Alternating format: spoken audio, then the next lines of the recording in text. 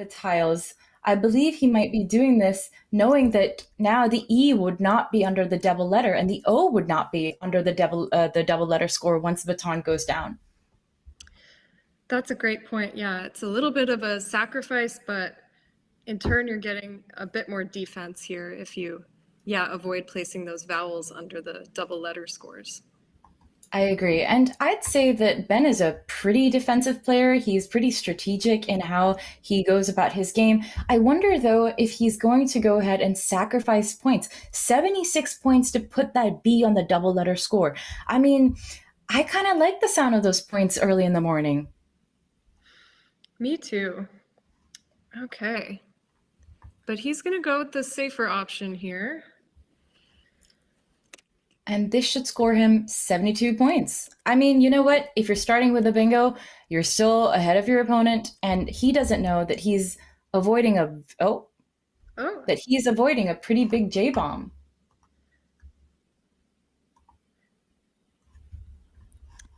Wow, I wonder why he's hesitating so much. I mean, you really don't want to be taking more than a few minutes here. But Absolutely. I get that the morning jitters are real.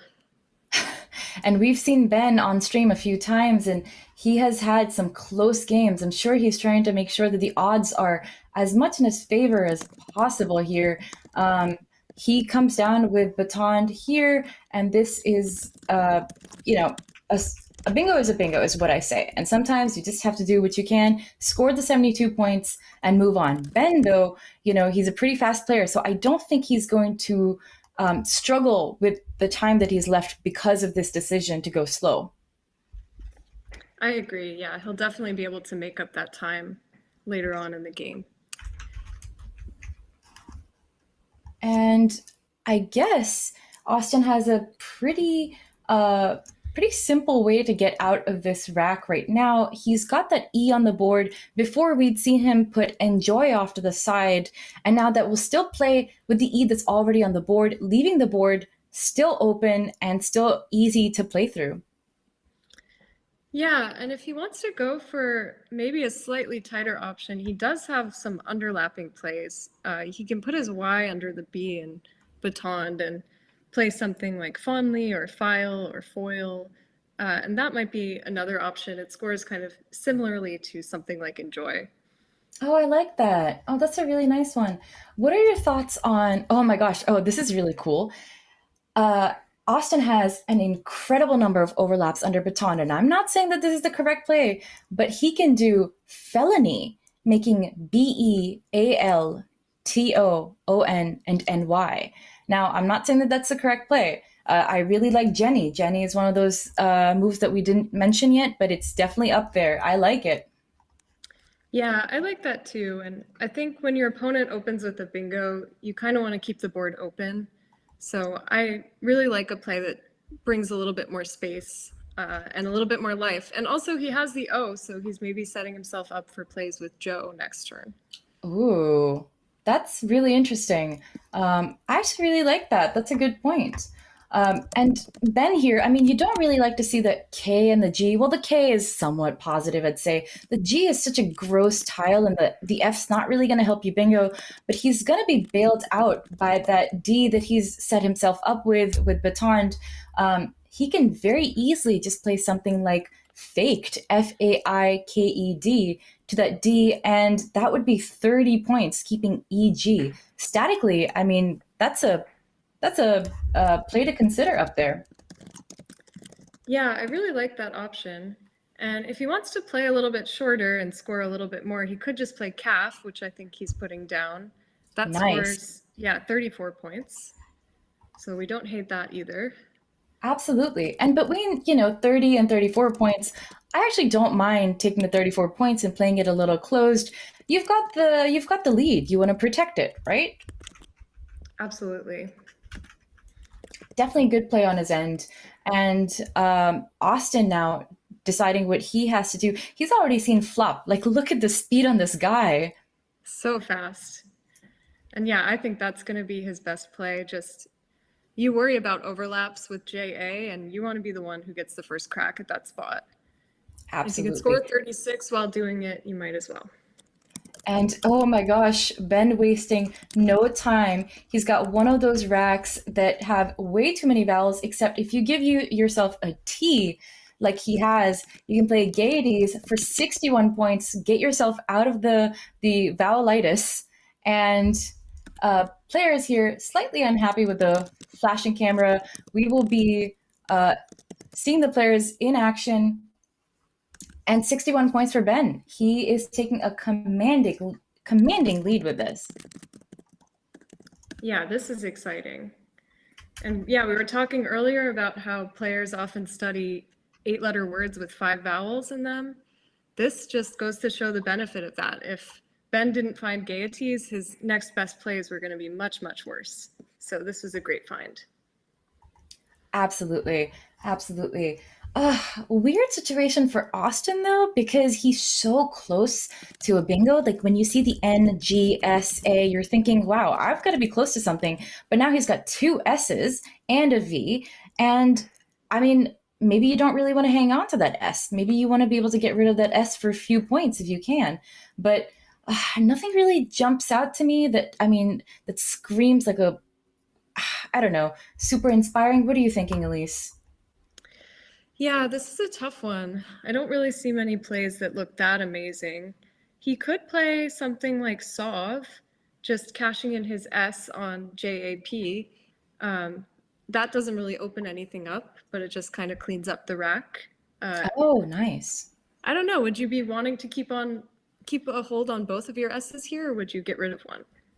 That's a really good question. So I know that sometimes if you use your S for 1 or 2 points, it telegraphs that you have another S. I think Austin playing SOV could maybe telegraph that he doesn't have vowels, or maybe well, I mean, there's a lot of vowels to play through on this board, so maybe that would not be it. I think Sov is such a good play though, because it's getting rid of that S. You don't really need it. And he's seen it. He sees that once he plays Japs and Sov, it's not going to give the triple back to Ben, which is something that you would usually worry about if you were playing on the N column right next to Jap. Absolutely. Yeah, that play is actually deceptively kind of defensive. I agree. But I yeah, like it. yeah. If he wants to go for more of an opening play too, he could play Ganev Oh, nice. through the E, putting his V on that triple letter score. That scores 21, which is the same as Solve, but breathes a little bit more life into this board, although it does take out that E as a floater, which is something you might want in the future. Right, right. And I guess, I mean, Austin doesn't really have to worry about the S on gaieties. He's already holding on to two S's. So if he wants, Ganev could work because, he's got the S to bail him out. But I guess this board is not conducive to the S. So it's really not a bad idea to get that solve down and to get 21 points. I really like this. ANGS is such a good leave, and it's doing exactly what Austin wants. I agree. I think this is a really good play. On to Ben though, you never really like to see that W on your rack, but you do like it when it gives you scoring opportunities, and this board is ripe for it. That E of gaieties that you were just talking about, at least gives back WHO, a very common word, and it obstructs that S that Ben might not want there. Yeah, it would be great if Ben could play here. Sometimes I find it hard to find SH as a 2-letter word just because it's so different from the other ones, but I fully expect Ben to see this spot. He has a few other plays here if he wants to play a little bit longer. He could play Wio or Wine, but I think maybe just keeping it tight and playing Who would be a nice option here. Yeah, I agree. I like it. I mean, it gets rid of that E as a pesky little floater. It gets rid of the S as something that Austin could play to. I mean, of course, now Austin has put down that S, making Japs, so maybe Ben doesn't think that that S is that much of a threat. But Who scores 35, and it's just so nice to get that many points. Mm-hmm. He's definitely started putting the W down on the board. I wonder what he's going to go ahead with. Of course, we know that Who does not take an S. So Austin, who's identified his bingo of Gangsta, is going to be able to still put an A on it to make wuh. Yeah, he also could put his T on it. Who takes a back T as well. Oh, nice. Yes, good catch. See, this is why I have you, to keep me honest. I Is wonder if he has who? anything else on this board, though. Those tiles look pretty flexible. Oh, yeah, that's a good question. Oh, do you mean for Austin or for For Ben? Austin, yeah, when it Mm-hmm. comes to his turn. That's a good question. I am looking, I am looking. I guess if he makes that blank into an I, then he would have an ing word, aghasting, to the G of gaieties. I believe that would still fit. Uh, he would be able to do, huh? I guess he would be able to do hang tags to the G of gaieties. And oh, WO coming down. Isn't that interesting? Like, wow, look at how defensive that is. Yeah, and it makes sense. He's up by a lot. You do want to start thinking about defense at that point. That's really incredible. Like that's such a great read by Ben to not even give that O out in space so that it couldn't be hooked. Like that's beautiful. I mean, I think it's plays like subtle plays like these that really keep me coming back to Scrabble. This is such. I mean, wow, what insight. Yeah, and I think these top players have kind of a spidey sense sometimes. They can sort of tell when their opponents are getting close to something. So Ben maybe, kind of sniffed out that Austin is close to a bingo here.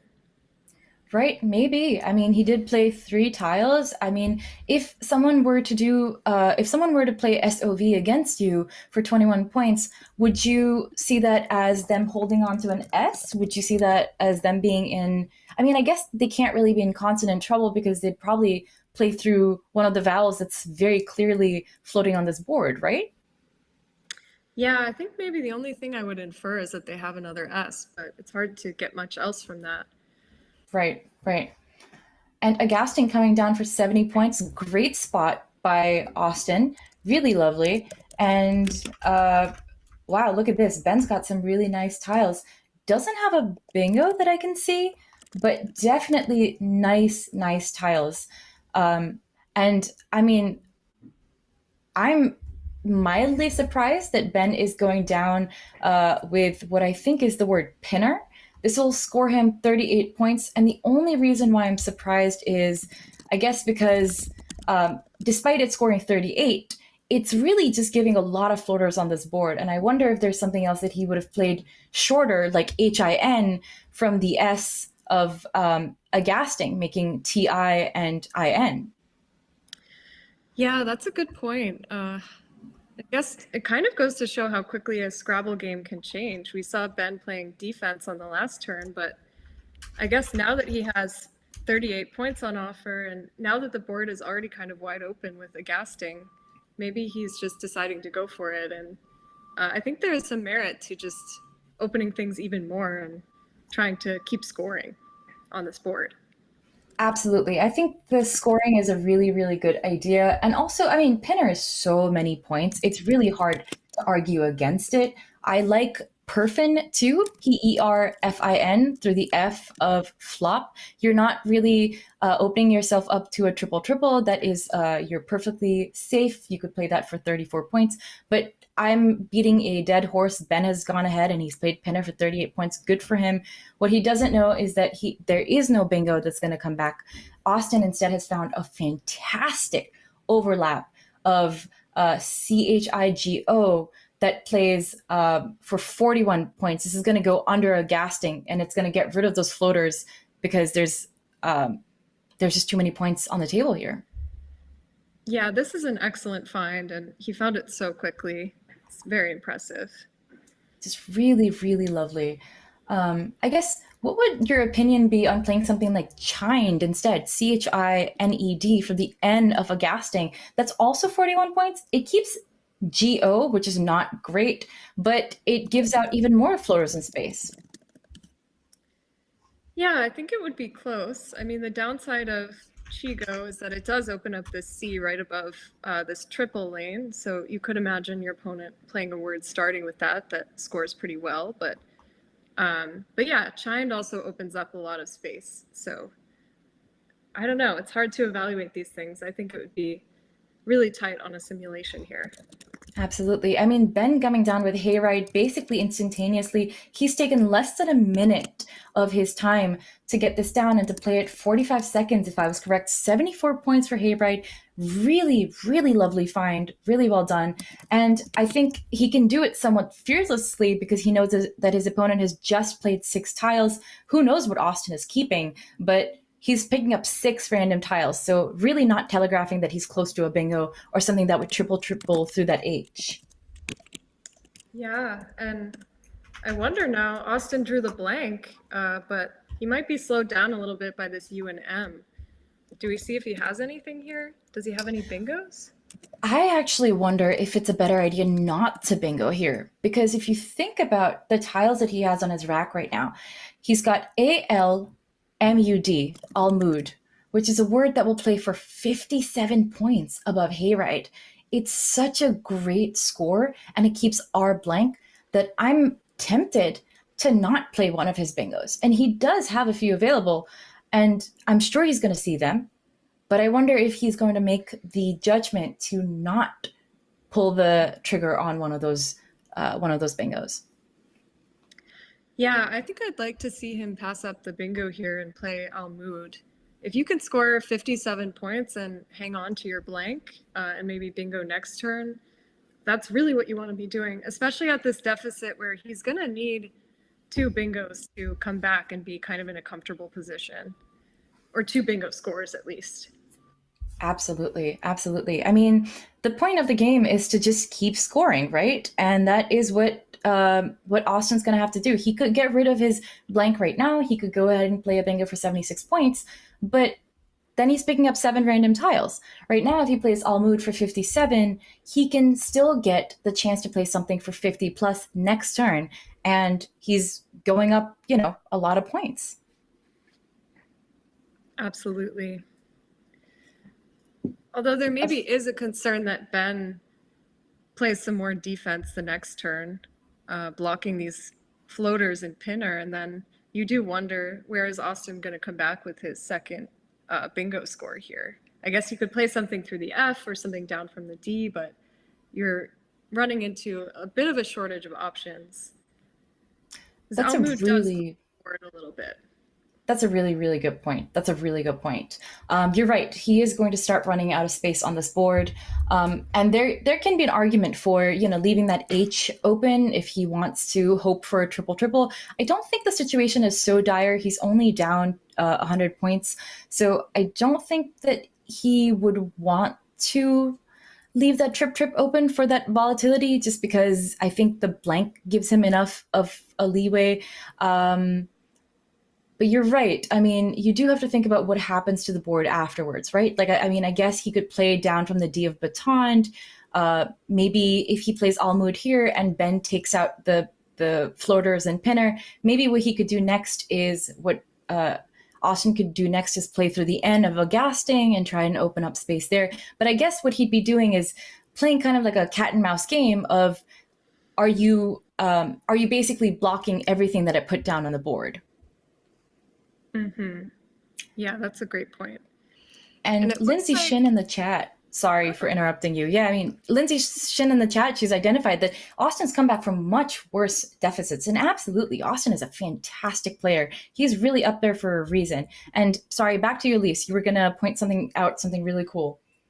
No, that's a great point from Lindsay. I mean, and in a Scrabble game, a deficit of 100 points is really not the end of the world. There are a lot of games where you can find yourself in that position and come back and win.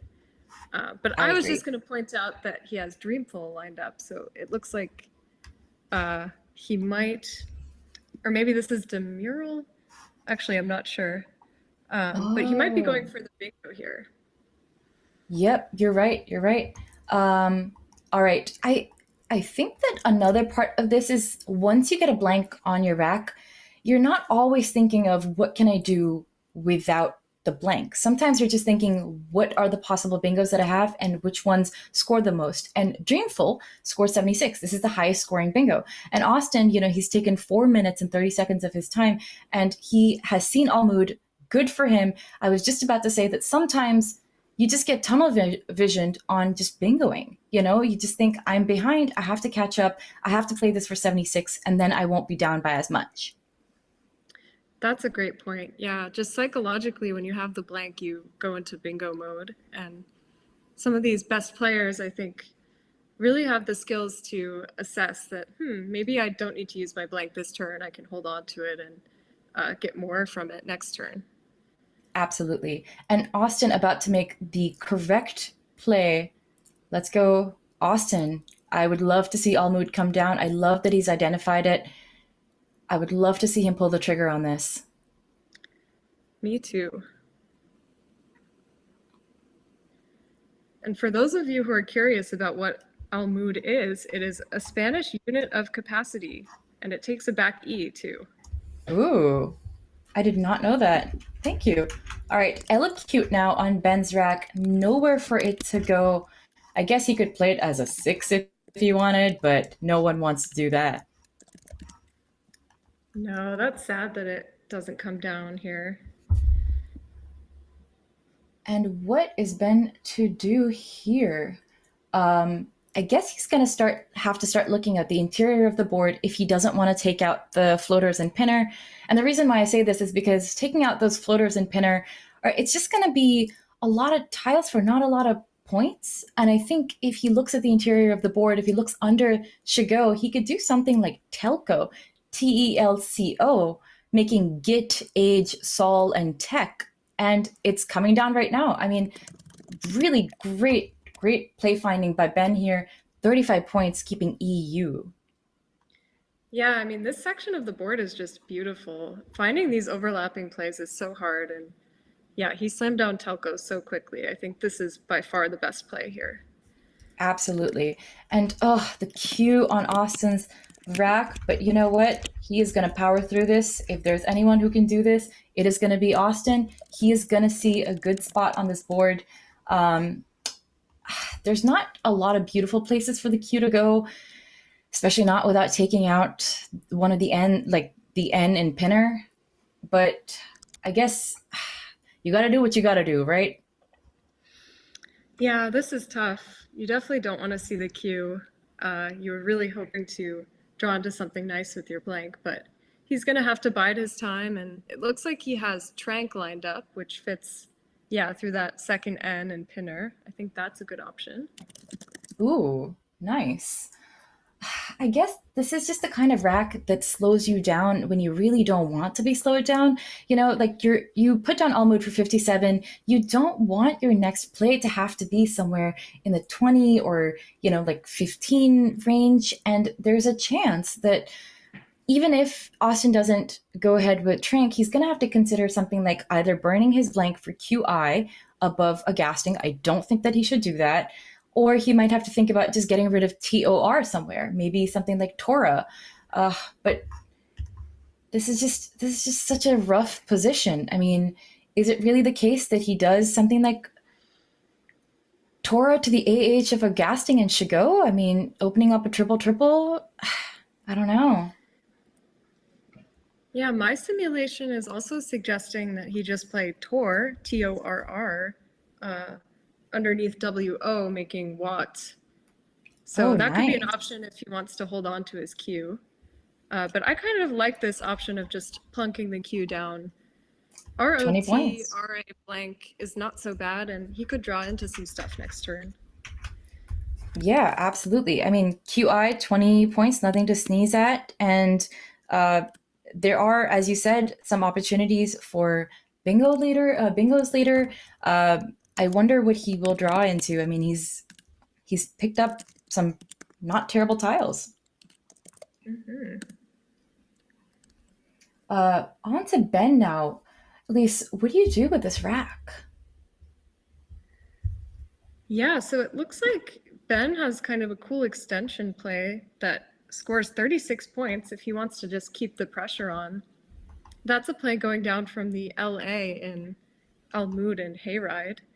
I'm not sure if those in our chat want to try to spot it. Ooh, nice. I see where you're looking at. Is there a way for Ben to obstruct those tiles in Pinner? I'm sure he's recognized that Austin taking so much time with Almood instead of playing it instantly means that he's keeping behind something good on that leave, so on that turn, and now he's played off just one tile.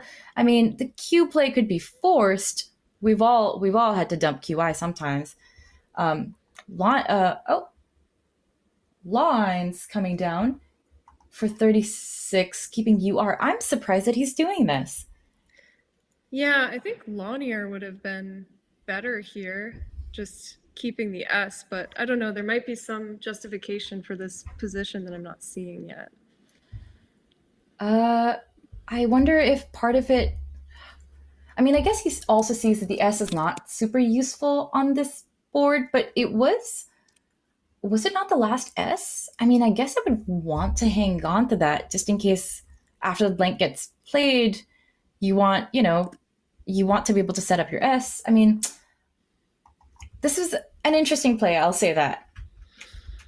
Yeah, very interesting. I really wonder what he was thinking. If only we could be in their brains right now, right? Like if we had these telepathic connections to them or just like wires running to their temples that just gave us an insight into what they were looking at. Austin, though, going to take no time to find his bingo. He's going to come down with either restoral or rectoral, and that's going to be 68 points for him. Yeah, I expect this to come down pretty quickly, seeing that he's already got it lined up. Looks like he's counting tiles, which is definitely something you want to be doing as you're rushing towards the end game. You want to make sure you have enough time, especially if you're at a bit of a deficit. Oh, yes, that's a really good point. I mean, we know that there's 21 tiles unseen to Austin, which means 7 of them are with Ben and 14 of them are in the bag. If Austin plays restoral or rectoral right now, he will pick up 7 tiles and then Ben will have 7 tiles to left in the bag for him. Mm-hmm. So there is, yeah, still quite a bit of this game left, and I think enough time for Austin to sort of cook something up. I agree. He's seen the S go down with lines. He knows that there's no blanks coming. So he could possibly do something like retailer. He could do, I mean, this is a tough situation to be in. I mean, I like rectoral, I like just bingoing here. Is there a case to be made for doing something else? Yeah, so interestingly, my simulation likes a play like Isolator instead of bingo. They sim neck and neck, Isolator and Restoral, but that's getting very aggro, just throwing tiles out into space and I guess counting on drawing something through them the next turn that maybe scores a bit more than your 68-point bingo. Oh my gosh. I don't know if I would do that. Would you? I mean, I guess I'd be so worried that my opponent would find a way to block any floaters and any way for me to triple or get back into the game. Let's see what that letter is. We're going to get a shot of the blank can very quickly, and we're going to have an idea of that if that's an S or a C. That is an S. Good for Austin for getting that down. But yeah, I mean, Isolator, definitely a consideration. And I'm seeing in the chat that some people are saying that maybe Lawines instead of Lanier was a bit more defensive in that it kind of blocked some possible X plays to the triple. So that could have been the justification for that previous move. That's really interesting. I guess I wouldn't have inferred from Austin's plays that he's hanging on to an X, but he certainly could have picked it up with a one-tiled play. I mean, I can see the argument for it, definitely.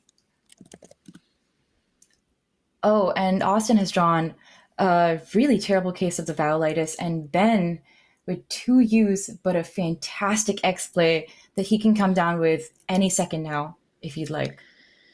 Yeah, geez, what a rough draw for Austin. And yeah, Ben, his rack looks terrible, but like you said, this big X play is going to bail him out here. Though I'd be surprised if he does. So the play that Elise and I are hinting towards is Dux, DUX, to the side of lines, making EX. But the Z is still unseen.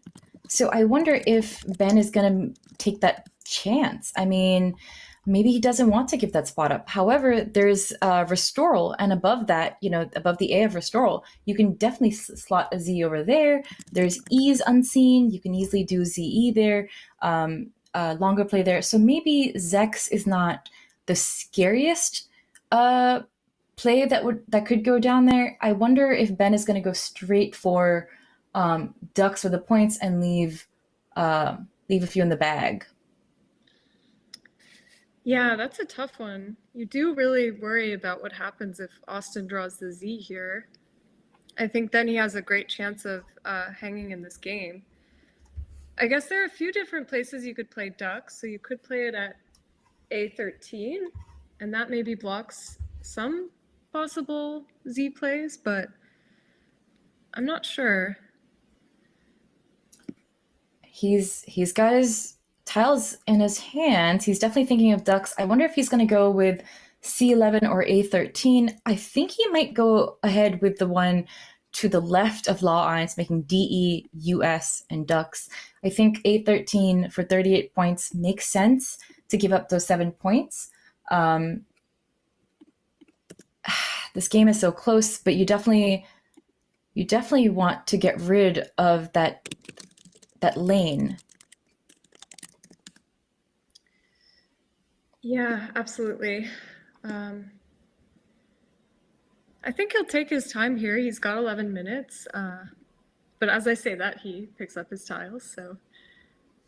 Ooh, interesting.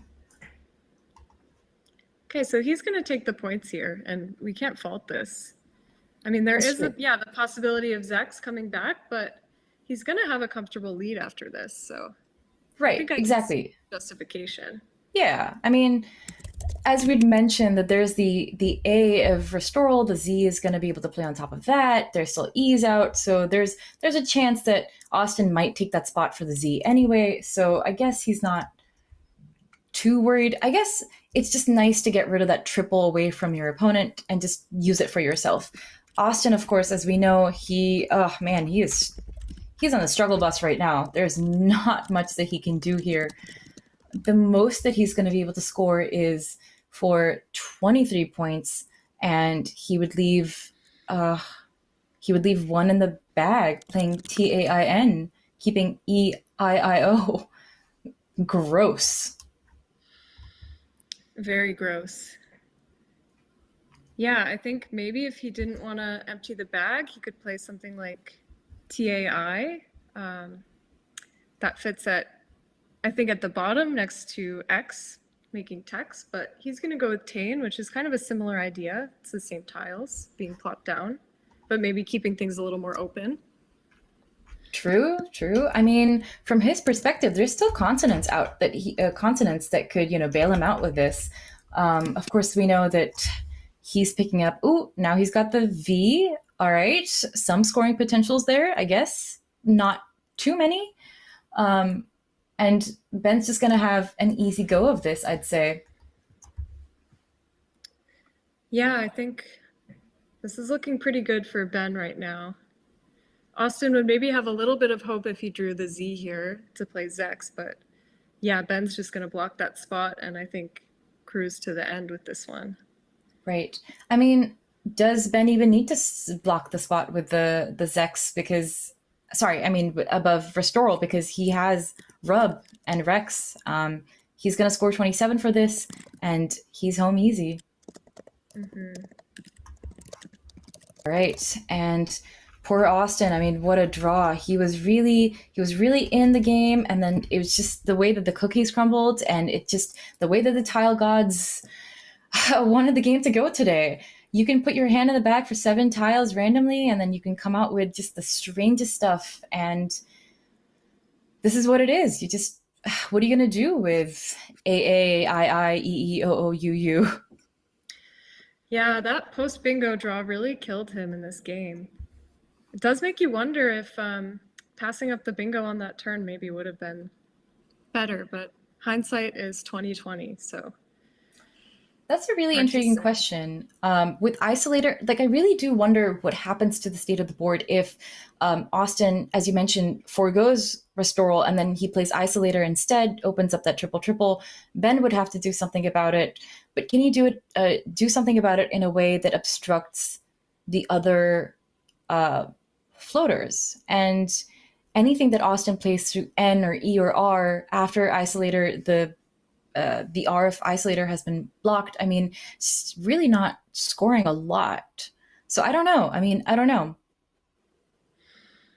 Yeah, it's really hard to say. This definitely, I think, could benefit from some more analysis after this game. I'm excited to see. I know Ben posts a lot of his games on cross tables and has a blog where he talks about them. So maybe we'll find some insights there in the future. Oh, absolutely. You're right. And I'm so glad that we have Ben's Medium blog, that we have Austin Shin, who has streams on Twitch, and he is able to talk to us through his games, and he's able to, meet with a chat and tell them what he's thinking and what his thoughts were during the games. And I think that kind of access to experts and how they think is so new and it's so incredible because we've really diversified and made this so much more accessible to learn how an expert thinks and how they work and how you can get there too. I mean, a lot of this is just knowing the words, right? But a lot of it is also, are you learning from the plays that have come before you? Absolutely, yes. And there is so much to be learned and so much knowledge out there, like you said. So it's incredible that it's just becoming more and more accessible. And yeah, that these experts are really willing to share their time and their insights with all of us. Absolutely. I mean, Ben Schoenbrun very recently wrote an article on Medium about how to study, and he talks about the various ways that you can use the resources that are available online. Austin coming down with Evite and his Twitch channel, Austin's Twitch channel allows people to come in and type words in the chat and solve them using the software InfiniWords that was created by Charles Ranke, one of our incredible commentators for this tournament. And it's really I think community engaging things like that keep people coming back for more. And I don't know. I'm just a huge fan of how open they are to working with the community and helping them get to where they are. Absolutely. And so now we're back to Ben, and it looks like a play like MZ, kind of a weird Collins word, is going to be the nail in the coffin here. He can get a lot of points for a Z, and even though Austin will be able to go out, he's probably going to win this game comfortably. Absolutely. Absolutely. And well played by Ben. Just some really beautiful finds. Baton was basically immediate. Hayride was instantaneous. I mean, he's done some really he's done some really cool things on this board. And I'm happy to see that he can come on the stream and he can avenge himself for the very close games that he's lost previously. It's not easy being on camera. It really just does mess with you, I think. Yeah, it can be very stressful being on stream and having your play scrutinized by hundreds of people, but yeah, Zerf here is another good option. I think probably comparable to MZ. Scores one more point, but leaves you with the M, which you might get stuck with on his rack. But yeah, this looks great. Absolutely. I mean, maybe he just wasn't expecting to find something in that area. MZ can be a little hard to see as well, thinking about Z as a second tile, and you don't really have. So, I mean, Zerf, really not much to quibble with here, as you mentioned. And Austin, he's going to come down with OI for 8 points, I believe, under Restoral, and that will be the game. I would love to see. Oh, sorry, Elise, you were saying. Oh no, I'd love to cut to the overhead mic here maybe and hear what the players have to say about this. 496. You had 307. 317. 106. Wow, that's a long way back. 106. Yeah. 167. Okay. Yeah, you got Yeah. it. Okay. Wow. Yeah. This is my brain fog morning. I don't know what. I think I played okay though. Might have been Hydria, may have been better. I wasn't really thinking, but I was thinking more about X bombs, which both set up Right. than like big overlaps like that. It might just be a little, like it happens. Yeah. All right, I'll take it. Thanks, Austin. Thank you. Yeah, I had R blank with this. It was Well, I got tripled on my last 3 games, so Oh. I think it's not going to happen this game too. that was close. Unless I missed something, I don't know. Yeah, I don't think it's very likely.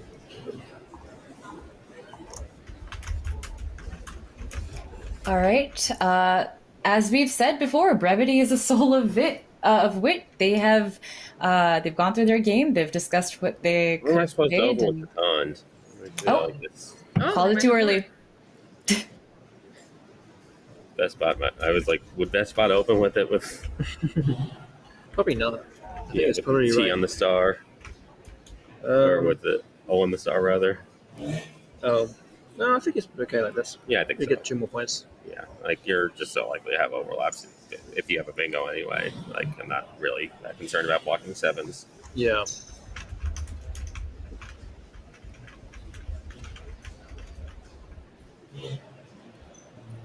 All right, folks. That was a brief post-endgame analysis, but definitely a good one. I heard Ben say something about what would best bot do, and I think that's a really good way to think about your games as you're going about your day. How would the best Scrabble engine that we have at the moment on Woogles.io play this game? And the Scrabble engine, as we know, it sims its moves before it plays something. And more we're seeing players using resources that are available to us online, like Woogles, like StudyCade, like Ben's Medium blog, like Austin's Twitch, and we're learning how do we get better and how do we play more. Yeah, it's really exciting to see how computers are changing the game of Scrabble. It's kind of similar to what happened in chess. These engines really force us to reconsider what our strategy principles are and, to consider making moves that maybe players 10, 20 years ago would never make. So it's super exciting.